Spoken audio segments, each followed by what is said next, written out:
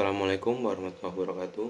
Saya Muhaimin dengan NIM 20423031 ingin mempresentasikan hasil jawaban UTS mata kuliah pengantar manajemen Islam.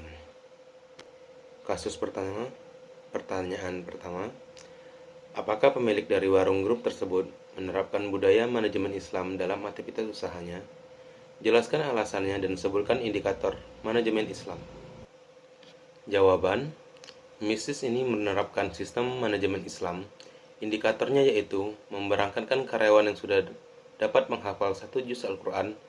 Implementasinya dari manajemen Islam ini yaitu dengan membangun rumah tapis pada para penghafal Al-Quran.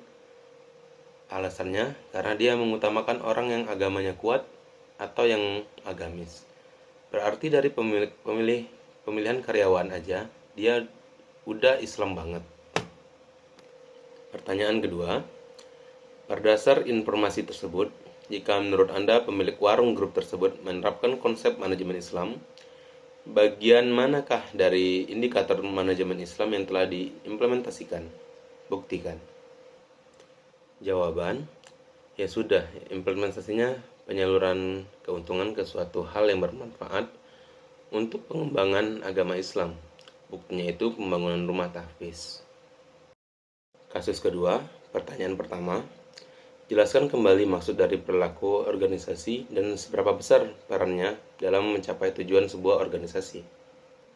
Jawaban, yang dimaksud dengan perilaku organisasi di sini adalah kemampuan perusahaan dalam mengatur organisasi sehingga tetap dalam mensejahterakan para karyawannya meskipun dalam keadaan pandemi serta kesulitan ekonomi.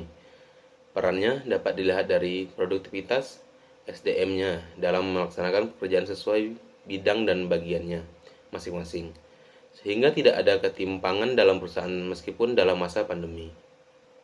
Pertanyaan kedua, berikan informasi mengenai organisasi atau perusahaan yang berhasil menyesuaikan perilaku organisasi mereka pada saat pandemi. Jawaban, contoh perusahaan yang berhasil dalam perilaku organisasi dengan melakukan transformasi digital adalah Netflix dan Gojek. Pertanyaan ketiga, sebagai bagian pemahaman yang mutlak dimiliki oleh seorang manajer, keterampilan apa saja yang wajib dikuasai oleh manajer pada saat menghadapi krisis atau pandemi?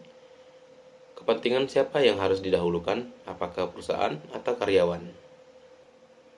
Jawaban, keterampilan yang dibutuhkan seorang manajer adalah antara lain berpikir kritis dalam menentukan strategi yang tepat dan mampu menyelesaikan masalah, komunikasi yang baik, motivasi yang efektif, sehingga akan membentuk circle karyawan yang produktif dan koordinasi yang sistematis. Kalau kepentingan siapa yang didahulukan, menurut saya pribadi, adalah karyawan. Karena kalau karyawan sudah sejahtera dan semua kebutuhan cukup, maka akan terbentuk produktivitas sebuah perusahaan karena semua bagian bekerja dengan baik dan maksimal. Maka outputnya juga akan sama. Sekian dari saya. Wassalamualaikum warahmatullahi wabarakatuh. Terima kasih.